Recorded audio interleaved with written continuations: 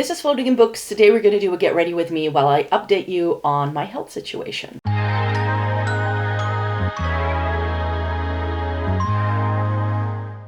Welcome to everybody watching today. Thank you so very much for joining me. Today I'm going to be giving you an update while I get ready for my day. It's my brother's birthday today, so I want to look nice. And I am going to tell you a little bit about where I now stand. For those of you who've missed it, in April last year, I received Botox in one of my neck muscles to diagnose thoracic outlet syndrome. And if you don't know what that is, this section of your body is your thoracic outlet. It's sort of like the transition from your neck to your shoulder. And in that section, you have a lot of important nerves, arteries, veins, muscles, whatnot. And in my case, a nerve bundle was jammed in between my first rib and my clavicle. So that was something that took years to find out, and I just wanted to give you an update how I'm doing while I've just had 10 months after I received that Botox injection. So what they did to diagnose it is they put Botox in one of your neck muscles. It's your scalene. I think it's the scalene anterior. It's like right here at the front of your neck. And that should lower the first rib, and then they know for sure that this is the issue if you're then starting to feel better. That definitely happened for me, like straight away. The minute I got the Botox, I was leaving the hospital, like it was 30 minutes after this injection, and I already started to feel a change. So they were really happy for me, and the surgeon called me like a couple of weeks later to ask how I was doing. And the big thing with thoracic outlet syndrome is that they usually operate on this. They take out your rib and part of that muscle that they put the Botox in to really sort of get rid of the issue. However, as I was chatting to the surgeon, he was like, well, you're doing really well, so let's just see how far you can get with just like this. Because in some cases, 10 to 15% of all cases, it's enough for your body to get out of the pain cycle to heal itself. And that's sort of what I wanted to try and do, because if you have this surgery, you're not allowed to like lift anything for months. It's a pretty intensive one. So it's like, if I can avoid getting any sort of surgery, then that's what I would want to do.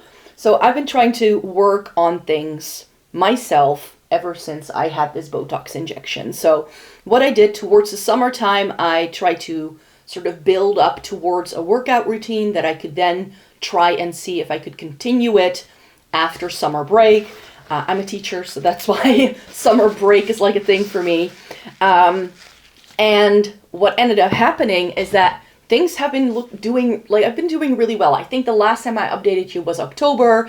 I was still in the midst of trying out this, like, can I set up a workout routine anymore? Is this going to work for me? And the answer to that was yes. And I had promised myself that if things went well for 3 to 4 months, that I would try to see if I could take up some sessions with a personal trainer to build on strength and stability. Once I had done like 2 to 3 workouts a week for like a foreseeable time. Every single time I tried that while the thoracic outlet syndrome was a thing, I would always, like, after like 4 to 6 weeks, things started to happen and I could no longer work out. So for me, being able to work out 2 to 3 times a week like I had done in the past was something that was really like my true like goal. If I could do that again, I was already happy. So that was happening, and I managed to complete that. And so I did an intake with a personal trainer, and I've been doing some personal training since Christmas now. And that's been going really well, and it's been really helpful. But the past few months have not been without its setbacks. It's one of those situations where it's not like going in a straight line, it's going up and down, and I definitely had a down moment around Christmas. So I'd done the intake with this personal trainer. We were like, okay, we're going to start, but I knew that December is like crazy busy at work, so doing anything new with my body wasn't something I was willing to do. And already at the end of November, I had gone to see my physical therapist, because I have been doing some physical therapy to sort of maintain things and like get rid of some blockages, like things are tight in weird places and stuff. So I knew I needed a little bit more help than just like working out. So that's what I was doing. And that was all going really well. And then she actually manipulated my first rib, so the rib that was the problem, because that was stuck, like it wasn't moving. And your rib cage is supposed to move with every breath you take.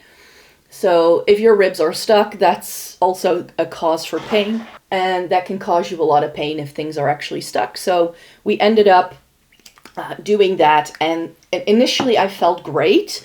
But a couple of days down the line, I started to get some like pain in my lower back. Went away on its own accord. It was around the time that I went to London. I went to London just fine. But after I came back from the trip to London, I took a shower at night and I could no longer like sit down. Like the action of me putting my body in a sitting position, complete agony. I could barely bend over. It wasn't fun. Again, something that with just taking a bit of rest and just not doing too much, went away by itself. I was like, great, so I can work out again. So I did my workouts and everything went fine. And then I took a yoga class. This was like 2 weeks before Christmas or something like that. And we were doing some twists and we were doing the one twist and I could feel something in my lower back because I still was dealing with some lower back pain. I could feel the muscles in my lower back like stretch and then something said pop. If you've ever watched chiropractic videos, you know what I'm talking about. It was that loud that I'm pretty sure that the man who was standing behind me could hear this pop. And I thought, oh, that felt great, actually. It's like something became unstuck, you know?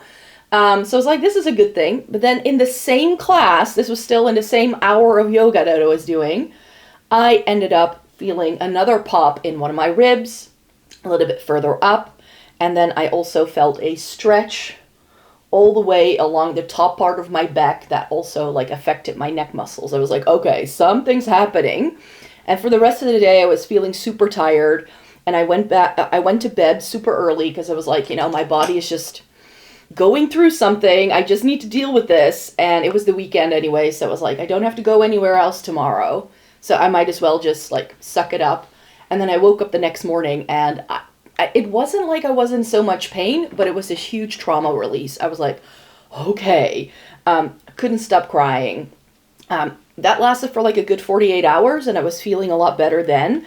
But then I went to see my physio right before Christmas and she was like, there's something stuck here and I can't get it to, like, I can't move it. Like it's not coming undone. Whatever it is, we're going to have to work on this. I was like, okay. So this was right before Christmas. I started feeling a little bit better in like that week around Christmas time, luckily. So that was good. And that's when I started doing the PT stuff.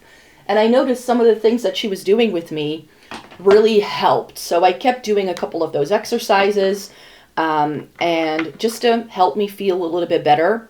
Because my physio couldn't get something like unstuck, I was like, this is a bad thing. Maybe if I go to see my massage therapist, I don't go there as often anymore because I do physio more often. Maybe he can help. And he has now completed a physio course, so he is now officially a physical therapist as well. So I was like, okay. When I saw him, he was like, can I try something? Yeah, sure. Turns out my tailbone wasn't straight. And apparently this is another one of those things that can cause you a lot of lower back pain. That was the reason why I could no longer sit, apparently. He was able to work his magic and put it back into place, like to make sure it was on straight again.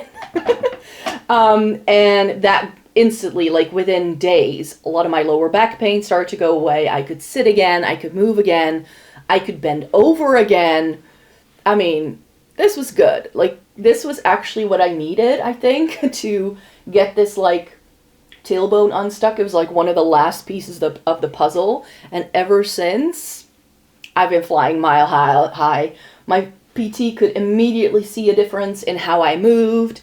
I was able to bear a lot more load on my lower back. Like, it was crazy what effect this had. So I went to see my physio again and she was like, yup, that kind of explains it. So I've been sort of working in the past couple of weeks on sort of healing and doing all that. And with all of the personal training I've been doing, I can now say the lower back pain virtually disappeared. Like in the past week, it went so fast. It was amazing how quick my body has been responding to all of these exercises that I'm doing. The only thing that is still, well, it's not an issue because I'm no longer in like the amount of pain I was before, but I still have like sort of like a L shape here that can be very tender and sensitive. It's not as if I'm in pain, but it's just very responsive. It's almost as if my nervous system is still in this like you're in pain sort of mode, even though I'm no longer in pain. So we've been doing some exercises that the minute I do them, like I only have to do them once or twice and not really much is happening yet. And I already start to feel like a tingling sensation going up my neck, leading to a headache, or like my entire arm will start to tingle, or my armpit will like start to hurt. So there are still like a couple of things where I'm like, that's not going really well, but things have been letting go, you can say. So that's been sort of the summary of what's been going on in the past couple of months. Like it's, like I said, it's been up and down, but I do feel there's still progress, and that's been going really well. However, I hope that my nervous system is gonna like calm down soon, because this is no fun. Like there are just certain things I now just cannot do because it just becomes overstimulated, and then I become really tired. I get a headache again. Like all of the things that I was dealing with when the thoracic outlet syndrome was still a thing keep happening. So I'm going to see what the next couple of months will bring. I did find an article when I was like reading up on thoracic outlet syndrome that things to deal with nerves can take 9 months to a year for it to heal. So in my brain, I'm like in the healing phase of like the nerve aspect of this whole thing, which was of course the main culprit. So the fact that my muscles are now doing great and I'm no longer in pain constantly, I can move again, that's just been a win. Again, energy levels have been a lot better than they used to be. The only issue that I deal with is that I sometimes still have this like really weird tingling sensation. I can feel nauseous when that happens. I can like get like tinnitus where you have this like ringing in your ears as well. It disappears now. So I know that it's like a matter of like just lying on the couch for like 2 hours and then I'm fine. But I would like to see if I can like teach my body how to not need to lie on the couch anymore as well. That would be lovely. But yeah, I've been just doing a lot better than I have in the past couple of years. And that's something that I already mentioned in another video. But even now, as things have progressed even further, I just know even more solidly that some of the things that, even things that I didn't even know were a thing, have disappeared. Like little aches and pains, things I couldn't move properly, or like I had some gut issues that a doctor told me like almost 20 years ago was IBS. It wasn't IBS. Because in this area you have a lot of nerves that go to your heart, your lungs, your diaphragm, your stomach for stomach emptying, your gut motility. It's all controlled by nerves that have to run through this area of your body. And if there's like any sort of, like it's a bit like, you know, when you have like a cable and you like bend it too strongly, then it also no longer functions. It was a bit like that for me. So there's just so many other issues that I was dealing with that a lot of people told me were not a thing, that they couldn't do anything about, or that I just had to learn to accept, that have now gone away. And one of the major changes, and this is something I want to get checked by my doctor by the time it's a little quieter at the doctor's office. Like the winter time at a doctor's office is never a good time, because essentially they are the busiest, because a lot of people get sick with like whatever illnesses that might be going on. So I don't want to bother them right now because I'm in no hurry to get this checked out. But I was diagnosed with asthma when I was in my early 20s, around the same time as I got my IBS diagnosis. And one of the things that has improved greatly is my breathing. I can breathe. So what seems to have happened, like this is just how it feels in my body. I'm not sure if this is like a medical thing or not, but this is just how I've experienced it, is that one of the things that happened, like, because a lot of the nerves that are also in this area go to your like muscles around your rib cage and stuff. And those had gotten so tense that my rib cage could no longer move. My diaphragm couldn't move anymore properly. My lower back was so tense that also that wasn't moving properly. So a lot of things have just not had room, have not had space. And you can imagine what happens if your lungs cannot expand to their full capacity for, I don't know, years of your life. This is why I don't know where the thoracic outlet syndrome sort of starts and where it stops, because these are things that I've dealt with my entire life. I've had asthmatic symptoms since I was a kid. So it's like, wait, what? And all of a sudden I can breathe and I no longer start to hyperventilate like this? It's been strange. And it's just because I can finally like take a full breath. Whenever I've done yoga classes or I've been doing like trying breathing exercises, I always would start to hyperventilate within a couple of breaths because I couldn't do it. And I always thought it was my asthma. I was always able to explain it away. And especially in some of my like previous videos, when I watch them back, if you hear me talk, you can hear me go like in between sentences. I can now keep going for longer without having to take a breath. And the breath I take isn't like as like out of breath, high up as it used to be. So this is still something that I'm trying to get used to. Like I still, like I lie in bed at night and like I try to like do proper breathing because it's just something I'm not used to. And I feel like that's more of an issue now than the actual asthma. So I actually want to go see my doctor and see if I can take a new test to see if the results are any different from what they used to be in the past. Because I have done these like breathing tests in the past to like see how your asthma is doing and stuff. I'm just really curious to see how that's going to go, whether that's like any different or not, or maybe it's just in my head. But yeah, I've been able to breathe better. That's been one of the biggest changes. And as I mentioned, I've also been really, really happy with my gut issues and how those have cleared up in the past couple of months. I still get a little bit bloated, but I feel like for some reason, especially because around like my pelvic area, that's still a little bit like tight and not like functioning the way it should yet. And I really feel like once those things are doing a little bit better, that it's going to be easier for me to say like what's the gut issues and what isn't. Another really nice byproduct of this entire situation has been the fact that I've lost a lot of weight. I'm not sure if you've noticed in some of my videos, but and that weight loss is still continuing. And here's the thing, I haven't changed my diet. The only thing I've been doing, of course, a little bit more is exercise. But science shows that exercise isn't the thing that instigates weight loss. A calorie deficit does. So it's one of those things where I'm like, so then why am I losing a lot of weight? And I know what the answer is. Because, where is my... Oh, here it is. Because it's not been fat. It's been fluids, mainly. One of the things that I've been noticing a lot is how much I need to use the bathroom. And especially the first 2 months after the injection, I had to pee constantly, like all the time. I was just running to the bathroom. I know this is a little TMI, but it's like I'm almost like a human water balloon and I'm starting to deflate. That's the only way in which I can describe this. And I've been feeling a lot better because of that as well, because I think that was also part of the issue.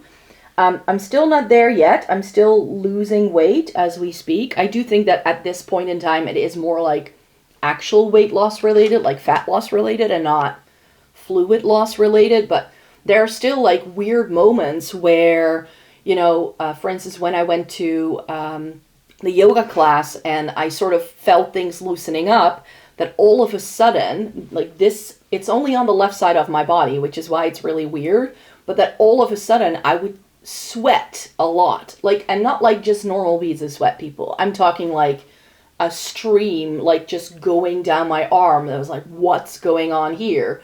And one of the things that I had noticed before I got the injection is that like if I stand like this with my arms out, that on this arm, there was this like sack of fluid just hanging out here.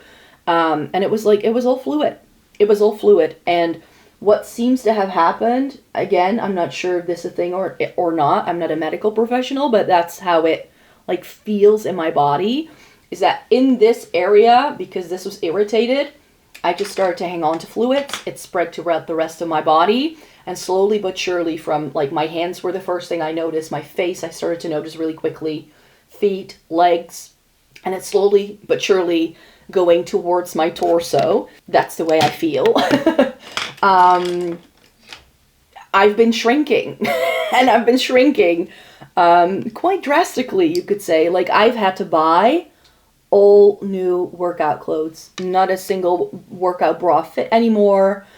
It's like there's just a lot less volume of me, and it's just been really, really strange. I've been able to fit into jeans again that I haven't been able to fit into for the past 3 years. So that's been a really nice sort of a very nice unexpected side effect of this entire ordeal.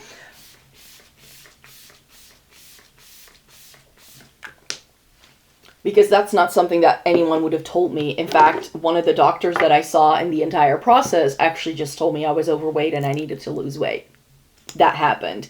I'm losing weight now, and it's like going automatically. Like I said, I'm not doing anything differently. I'm just living my life the way I had always wanted to live my life, and it's happening. Like, I'm not doing anything special. I'm not dieting. I'm not doing anything crazy. Because that was also one of the things that I told my doctor after a while. I was like, I'm trying to lose weight because I know I'm overweight, but I can't seem to shift it. Yeah, it turns out if your body isn't going into overdrive already, then losing weight is the one thing it won't do. So, there's that. It's not been going super fast because, like I said, I'm not dieting. I'm just eating a normal diet, you could say. So I'm not like trying to cut calories or anything like that. Also because I feel like since my body is still like very much in a healing phase, I don't think that eating less is necessarily conducive to the rest of the healing process, you could say. That is a little bit on the update of how things have been going. It's been a very couple of interesting months in my life again, and I hope that from here on out, the only way is up. Still, I've decided to give myself like a little bit of time until April to really see, like, to really be able to gauge what the full effect of this entire thing was, and to then see if there's anything I still want to take action upon. I have noticed that I may still have some sort of vitamin deficiency. I had that a couple of years ago, and they haven't checked me to see if it's like still stable.